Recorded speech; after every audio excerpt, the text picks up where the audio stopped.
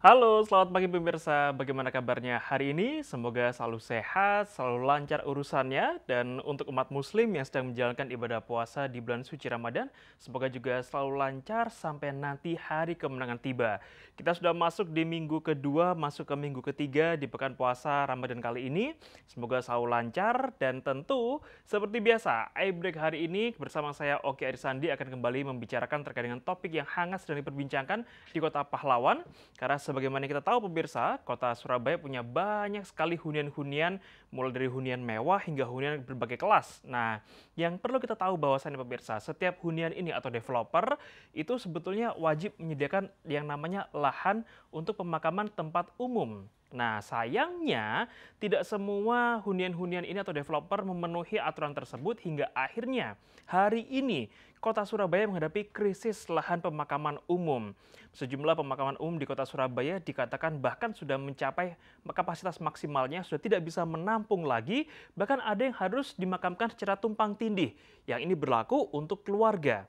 Lantas bagaimana solusi ke depan? Mengingat populasi Kota Surabaya juga semakin hari juga semakin meningkat, apalagi biasanya setelah Lebaran semakin banyak pendatang baru di Kota Surabaya.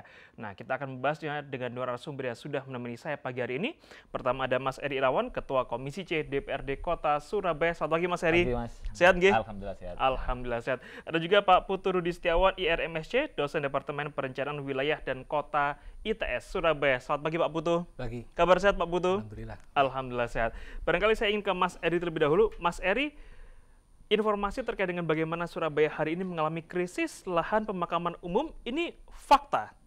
Ya, jadi Surabaya yang dikelola pemerintah kota itu ada 13 lahan makam dan satu krematorium. Nah, di 13 lahan makam ini, satu krematorium ini yang tersisa itu hanya sekitar 32.000 unit lagi atau 32.000 jenazah lagi dengan asumsi satu petak ya, bukan yang model tumpang. Ya. Nah, kalau kita melihat data kematian di Surabaya itu, pencetakan akta kematian di Surabaya itu rata-rata setahun itu 29.000 sampai 30.000. Oke. Nah, jadi ini istilahnya dalam tanda kutip 1 tahun habis. Habis, ya. Nah, sampai akhir Februari kemarin itu kematian yang tercatat di Dinas Kependudukan itu sudah sekitar 5.000. Artinya kalau kita kalikan 6 kali periode per 2 bulanan ya sekitar 30.000 lah nanti sampai akhir tahun, kira-kira seperti itu. Jadi ini yang perlu kita antisipasi juga, baik pemerintah kota maupun kemudian ketegasan terhadap developer yang tadi disampaikan oleh jenengan. Nah, ini yang kemudian harus kita kawal bersama-sama. Itu yang pertama. Kemudian yang kedua, saat ini pemerintah kota bersama DPRD Surabaya sedang mengkaji beberapa opsi untuk pengembangan lahan makam baru. Oh, oke, baik. Ada di wilayah Sumberjo, kemudian ada di Warugunung, cuma memang masih terkendala pembebasan lahan mengingat situasi sekarang kondisi fiskal juga sedang tidak mudah, penuh tantangan, kekuatan APBD juga belum bisa kita optimalkan karena memang ada kebutuhan lain. Jadi ini kita lakukan secara bertahap, insya Allah tahun depan sudah mulai ada lahan makam baru yang digunakan setelah proses pembebasan yang bertahap akan dilakukan pada tahun ini. Oke, Pak Putu, kalau kita lihat kota Surabaya bisa dibilang sebagai kota terbesar kedua setelah Jakarta, bahkan Jakarta sendiri provinsi sebetulnya, bukan kota. Melihat fakta bahwa hari ini Surabaya menghadapi krisis lahan pemakaman umum, apakah ini satu hal yang wajar untuk kota sebesar Surabaya atau bagaimana secara kewilayahan, Pak? Kalau secara kewilayahan sebetulnya yang namanya makam itu kan fasilitas umum ya, yang harus ada di setiap wilayah, apakah itu kabupaten maupun kota. Nah, persoalannya apakah daerah sudah menyiapkan itu dengan mempertimbangkan angka kematian misalnya begitu ya, dan angka kematian itu pun juga untuk wilayah kabupaten barangkali masih lebih longgar karena wilayahnya lebih luas biasanya kan. Untuk perkotaan itu harus dipikirkan jauh-jauh hari sebetulnya, pemikirannya 5 tahun ke depan, 10 tahun ke depan dan sebagainya. Itu satu. Yang kedua, sebetulnya di beberapa kota besar di Indonesia sebetulnya sudah tidak lazim lagi itu menjadi tanggung jawab pemerintah sebetulnya, dan mendorong sektor swasta untuk menyediakan makam estate misalnya seperti begitu. Dan makam estate itu tidak harus ada di kotanya sendiri, bisa jadi pengembang makam estate itu dia mengembangkannya di luar kotanya begitu. Yang penting bagi dia lahan itu mudah diakses dan punya nilai komersial dari sisi banyak orang yang akan memakamkan keluarganya di sana. begitu kalau menurut saya. Nah, untuk penyediaan lahan sendiri Pak Putu, sebetulnya apakah memang ini menjadi satu-satunya tanggung jawab pemerintah kota atau ada pihak lain yang juga harusnya bertanggung jawab untuk menyediakan lahan pemakaman umum? Ya, jadi menurut saya pemerintah kota menginisiasi silahkan begitu ya. Tetapi kan dengan kecepatan dengan pertumbuhan kota, lalu pertumbuhan jumlah penduduk baik akibat alamiah maupun migrasi, sebenarnya juga angka kematian juga akan mengikuti kan. Makin banyak jumlah penduduk, angka kematian juga saya kira kalau tetap sama pun juga harus menyisakan lahan untuk keperluan makam. Begitu. Dan inilah yang menjadi awal dari persoalan begitu. Sehingga menurut saya untuk kota-kota besar yang walaupun dia wilayahnya besar tetapi kan juga daerah terbangunnya juga besar, dan lahan-lahan yang dibutuhkan untuk RTH, yang RTH khususnya makam juga akan mengalami himpitan dari daerah-daerah terbangun begitu loh. Makanya lebih baik pemerintah kota menjadi regulator saja. Pemerintah menjadi semacam regulator, lalu operatornya inilah para pengembang-pengembang itu. Oke. Nah, Mas Edi, kalau menanggapi Pak Putu tadi dikatakan bahwa pemerintah kota cukup menjadi regulator sehingga nanti yang menyediakan adalah para pihak ketiga, para swasta, developer. Nah, apakah memang di lapangan sudah berjalan seperti ini atau bagaimana, Mas Edi? Ya, kalau di peraturan wali kota sendiri sebenarnya ada kewajiban ya untuk pengembang itu menyediakan 2% lahannya itu untuk pemakaman.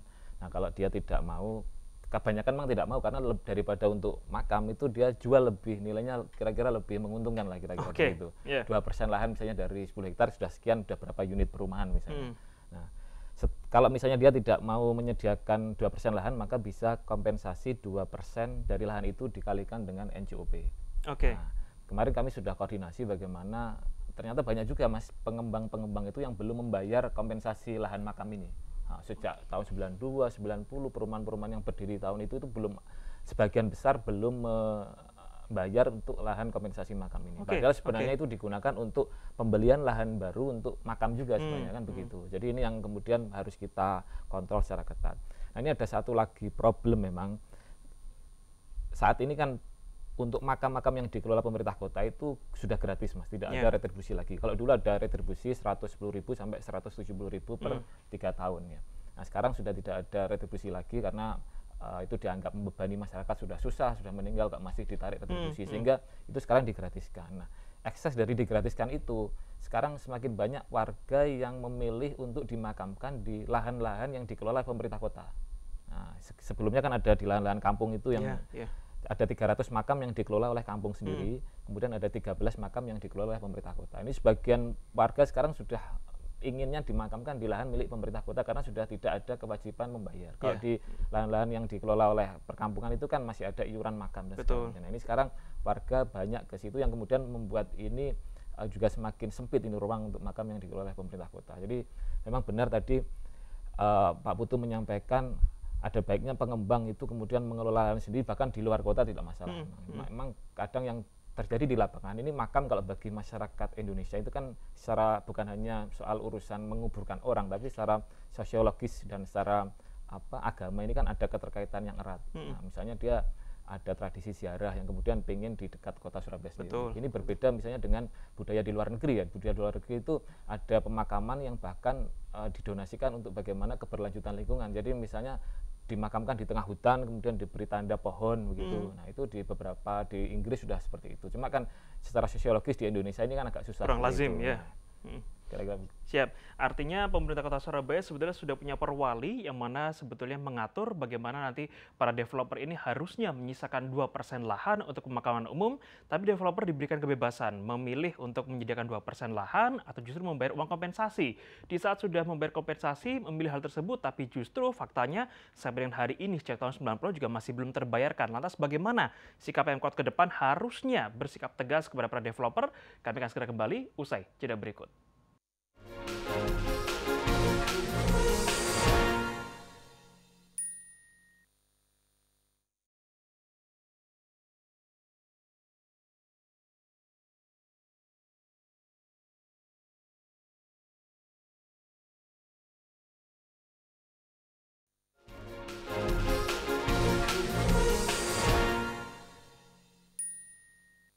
Pemirsa, kembali bersama kami di iBreak. Saya masih ditemani oleh Mas Eri dan juga Pak Putu. Kita berbincang-bincang terkait dengan bagaimana Kota Surabaya hari ini menghadapi krisis lahan pemakaman umum.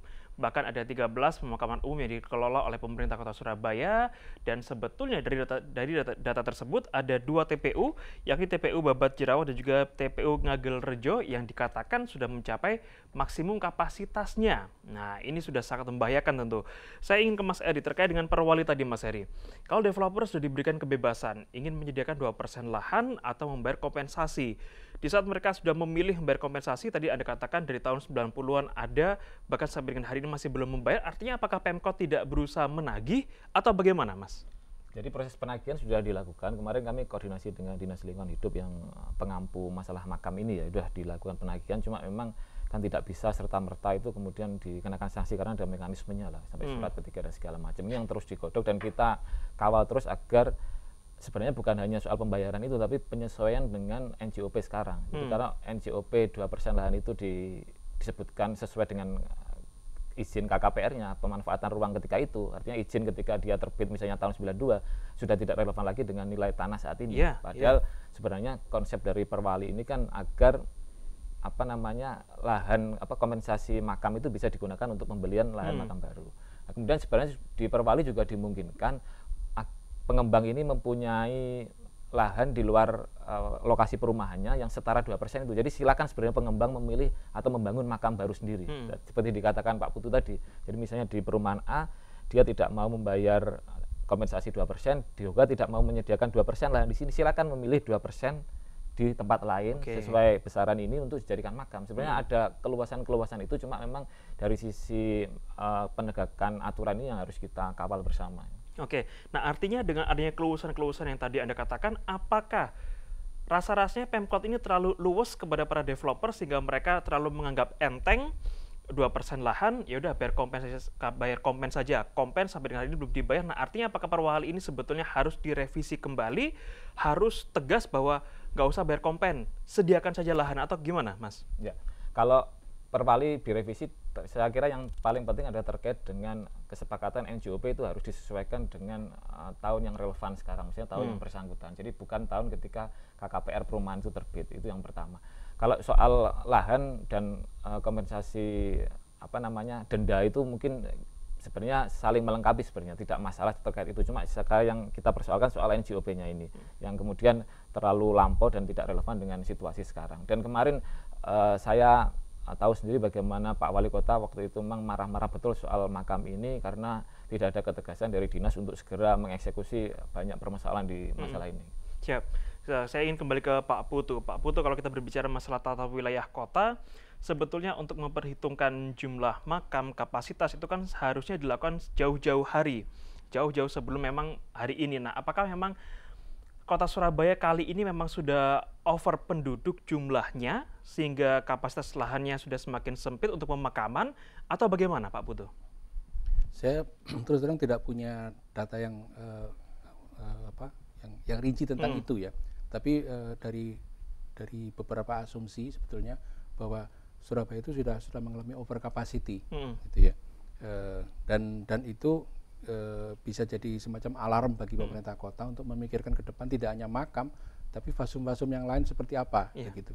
Dan itulah yang harusnya mulai dipikirkan, karena wilayahnya kecil dan kemudian kegiatan ekonomi kan biasanya didahulukan, biasanya kan jadi prioritas. Nah ini makam ini biasanya second priority begitu ya, atau malah prioritas ketiga. Nah ini timbul beberapa pemikiran ya, pemikiran yang mendasar dari sisi akademis. Makam itu sebetulnya fasum atau bukan, gitu kan? Karena apa? Karena begitu ditempati maka seperti rumah dia, tidak mungkin orang lain akan menempati ruang yang sama, space yang sama 1 kali 2 meter atau sekelilingnya, begitu kan. Dan ini ya saya pikir ke depan harusnya bukan hanya peraturan pada tingkatan kota yang dirubah, yang diupdate, tapi juga peraturan pada tingkatan secara nasional harusnya bahwa makam itu bukan fasilitas umum lagi, tapi dia fasilitas pribadi. Sebetulnya yang harus ada, dan dia harus membayar untuk itu, harus mengusahakan untuk itu. Begitu loh. Dan yang berikutnya tadi adalah bisa jadi kerjasama antar daerah perkotaan ya. Beberapa hari yang lalu saya lihat di media Pak Wali Kota dengan Bupati Sidoarjo ketemu. Itu saya kira embrio awal yang bagus untuk melakukan kerjasama berbagai hal, termasuk tentang makam ini. Tapi tidak hanya dengan Sidoarjo, mestinya kan juga dengan pemerintah Kabupaten Gresik. Itu namanya kan Surabaya Metropolitan Area. Lalu ada GKS lebih luas lagi. Dan itu saya kira bisa digunakan sebagai awal untuk memikirkan bagaimana penyediaan lahan makam selain yang lain-lain, kerjasama infrastruktur, kerjasama ekonomi, dan lain-lain sebagainya. Siap. Jadi kalau selama ini barangkali istilah pemakaman atau lahan untuk pemakaman ini tidak hanya menjadi fasilitas primer, tapi barangkali hanya untuk kegiatan kedua, ketiga. Nah, melihat bagaimana Surabaya sudah mengalami krisis lahan pemakaman umum, harusnya pemerintah juga segera merubah bagaimana memprioritaskan lahan pemakaman umum ini menjadi satu hal yang perlu diperhatikan. Bahkan memang tadi dikatakan oleh Mas Heri, saat ini pemerintah Kota Surabaya tengah bersiap membuka 2 lahan baru untuk bisa digunakan sebagai tempat pemakaman umum. Nah, apakah ini satu-satunya solusi di tengah hari ini Kota Surabaya mengalami krisis lahan pemakaman? Kami segera kembali usai jeda berikut.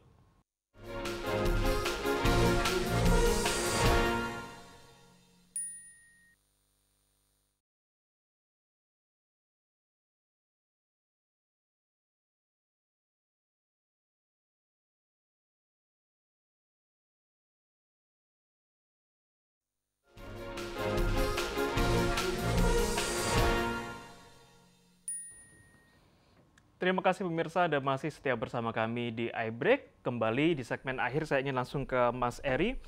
Mas Eri, apakah artinya kini pembukaan lahan baru untuk fasilitas pemakaman umum bagi warga Kota Surabaya adalah satu-satunya solusi di tengah pemakaman dilakukan secara tumpang tindih antara keluarga, di tengah pemerintah developer dengan pemerintah juga tidak on time melakukan pembayaran kompensasi. Nah, apakah ini satu-satunya solusi yang bisa dihadapi oleh pemerintah kota? Ya, itu menjadi salah satu solusi ya dari krisis lahan makam di Surabaya. Jadi di Sumberjo itu sekarang sedang proses pembebasan kurang 4 hektar lagi. Jadi nanti di sana totalnya 44 hektar lahan di Sumberjo di daerah Pakal, kemudian di Warugunung sekarang sedang proses, cuma masih agak lama di Warugunung karena dari target 80 hektar baru sekitar 10 hektar yang sudah dimiliki oleh pemerintah kota. Ini yang kemudian ke depan menjadi salah satu bantalan kita untuk solusi bagaimana mengatasi masalah makam di Surabaya. Karena di 300 makam yang dikelola oleh kampung-kampung itu sekarang juga okupansinya juga sudah sangat full, Mas. Contoh di beberapa kecamatan itu sudah sangat full. Nah, ini yang kemudian perlu kita siasati. Itu yang pertama. Kemudian yang kedua, saya kira proses pelayanan untuk makam ini ke depan harus terus ditingkatkan. Tahun ini DPRD Surabaya bersama Pemkot mengalokasikan dana 13 miliar, Mas, untuk pengelolaan makam-makam di Surabaya untuk gaji penggali makam dan segala macam itu kita alokasikan 13 miliar. Ini ke depan tentu dengan tambahan lahan makam baru akan kita tambah untuk bagaimana pelayanan makam ini bisa menjadi yang terbaik lah untuk masyarakat Kota Surabaya. Di samping yang soal tumpang tindih itu sebenarnya juga di Jakarta juga seperti itu. Jadi ini sebenarnya tidak masalah, cuma kita karena apa? Karena ini kan kesadaran kita lahan semakin terbatas. Tadi solusi dari Pak Putu juga sangat menarik, bagaimana kita kolaborasi dengan daerah sekitar untuk lahan pemakaman. Kira-kira begitu. Siap. Pak Putu, terkait dengan perwali yang tadi sudah kami bahas dengan Mas Heri, di mana developer harus menyiapkan 2% lahan untuk pemakaman umum atau membayar kompensasi. Nah, apakah perwali ini dari sisi kacamata Anda sebagai dosen tata kota sudah cukup ideal atau apa yang perlu dirubah lagi, Pak Putu? Ya, barangkali yang perlu diupdate itu mungkin nilainya ya, nilainya apakah 2% atau lebih begitu. Saya kira itu bisa dikaji kembali. Tapi yang lebih penting itu adalah bahwa apakah mereka boleh nggak membayar kompensasi yang 2% tadi itu. Dengan adanya keterbatasan lahan tadi yang Mas Heri sampaikan, saya kira nanti pemerintah kota juga akan mengalami kesulitan dibayar, kemudian juga pemerintah kota mencari-cari, begitu kan, di mana. Nah, daripada begitu sudah tidak usah lagi ada 2%. Silakan Anda menyediakan sendiri lahan makam dimanapun, asal sesuai dengan beberapa kriteria ya, jarak seperti begitu ya. Lalu kemudian ada separasi antar agama dan sebagainya. Jadi perumahan-perumahan baru tingkat menengah ke atas dulu barangkali itu yang diberi kewajiban bahwa dia secara individual atau secara bersama-sama kolaboratif dia harus bertanggung jawab menyediakan lahan makam, tidak perlu harus membayar, karena nanti yang membayar kepada Pemkot juga kesulitan mencari lahan. Biar saja dia Surabaya Barat mencarinya di Menganti misalnya, gitu ya, dengan jarak tertentu. dan warga di situ itu wajib ke sana, begitu. Kalau mau di luar itu silakan, tapi jangan sampai membebani TPU-TPU yang ada di Kota Surabaya. Sementara bagaimana dengan tadi dikatakan Mas Heri, ada TPU-TPU yang sudah lama dan itu over capacity sebetulnya. Dan nah itulah pengembang swasta ini kan dia kemudian menyediakan lahan makam kan tidak perlu membayar, tapi juga menyisihkan sekian persen dari situ untuk warga yang orang yang dimakamkan di situ dari kampung-kampung begitu loh. Jadi ada semacam subsidi betul, mereka. Dan mereka ini tidak perlu bayar yang subsidi itu, tapi yang warga itu harus bayar karena tadi ada pendapat secara akademis mengatakan itu ruang privat. Nah, merespon informasi dari Pak Putu tadi, Mas Heri, sebetulnya daripada Pemkot harus menerima uang kompensasi, lalu harus repot-repot mencari lahan, lalu melakukan lobby-lobby untuk pembebasan lahan, kenapa enggak? Ya sudah, wajibkan saja hanya satu opsi, sediakan 2% lahan. Apakah itu terlalu berat untuk Pemkot menghadapi para developer? Sebenarnya tidak sih, itu menjadi solusi yang menarik karena kita melihat juga Pemkot benar juga kesulitan soal untuk pembebasan lahan. Kemarin kami koordinasi juga dengan Pemkot untuk di Warugunung itu nilainya sudah jutaan per meter, jadi ini yang kemudian menjadi beban juga bagi pemerintah kota. Sementara nilai kompensasi yang diberikan oleh para pengembang ini kan sudah tidak relevan dengan kondisi harga tanah sekarang ini. Jadi saya kira salah satu juga yang mungkin ke depan perlu dipikirkan adalah bagaimana kita mengukur kepadatan jiwa itu per kilometer persegi di masing-masing kecamatan, kemudian kita hitung bagaimana situasi ideal makamnya. Sekarang ini kan kepadatan jiwa di Surabaya ini sekitar 8.600 per kilometer persegi, tapi ada beberapa kecamatan seperti Simokerto itu yang di atas 20.000 orang per kilometer persegi. Nah, itu yang kemudian bagaimana kita pengelolaannya itu saya kira harus bahkan agak detail, kemudian ada suatu lembaga khusus yang kemudian memang menangani ini dengan serius. Siap, artinya memang pemerintah kota sepertinya harus betul-betul membuka mata, menanggapi dengan penuh keyakinan juga serius bagaimana Surabaya hari ini menghadapi krisis lahan pemakaman umum. Pak Putu, terakhir closing statement, barangkali ada yang ingin disampaikan kepada pemerintah kota Surabaya terkait dengan bagaimana seharusnya Pemkot menghadapi para developer nakal yang sampai hari ini masih belum patuh. Jadi tidak ada cara lain selain supaya bagaimana caranya supaya mereka patuh gitu kan. Tapi yang lebih penting lagi begini, itu kan pengembang-pengembang yang formal ya. Sementara di Surabaya ini banyak pengembang-pengembang yang informal. Mereka jual kapling katakanlah. Jual kapling itu tidak punya kewajiban menyediakan fasos termasuk makam begitu loh. Itu yang harus diberantas sebetulnya. Menurut saya itu. Siap, Mas Heri, silakan menanggapi atau closing statement. Ya, jadi dalam waktu dekat, Mas, kita akan memanggil para pengembang yang belum membayar lahan kompensasi makam ini, dan kita akan siarkan secara terbuka. Semua silakan media untuk masuk juga sebagai efek jerah lah bagaimana mereka seharusnya taat pada peraturan ini, karena bukan hanya soal uangnya, tapi bagaimana sebenarnya kecepatan pemerintah kota dalam menangani lahan makam ini kemudian tertunda atau terhambat karena banyak pengembang yang nakal. Kita akan panggil semua dan kita akan siarkan secara terbuka. Silakan media hadir dan tahu track record masing-masing pengembang. Siap, ini hanya soal krisis lahan pemakaman umum. Pemerintah kota masih harus bersikap tegas kepada para developer. Pemerintah kota juga kini harus semakin tegas dan juga serius menghadapi bagaimana developer-developer yang non-formal, informal seperti dikatakan oleh Pak Putu, di mana mereka yang menjual kaflingan-kaflingan kecil sehingga tidak harus dan juga tidak wajib menyediakan 2% lahan pemakaman umum. Sehingga ini menjadi perhatian serius. Jadi mari warga kota Surabaya yang memang masih mencintai kota pahlawan, bersama-sama kita kawal supaya Surabaya tidak lagi ke depan harus menghadapi krisis lahan pemakaman umum sebagai tempat peristirahatan terakhir kita sebagai warga kota Surabaya. Terima kasih Mas Eri, terima kasih Pak Putu sudah hadir ke studio kami. Dan pemirsa, saya Oki Arisandi juga mengucapkan terima kasih karena telah menyaksikan iBreak edisi hari ini. Mari bersama-sama kita sebarkan semangat cinta damai. Selamat pagi, selamat beraktivitas.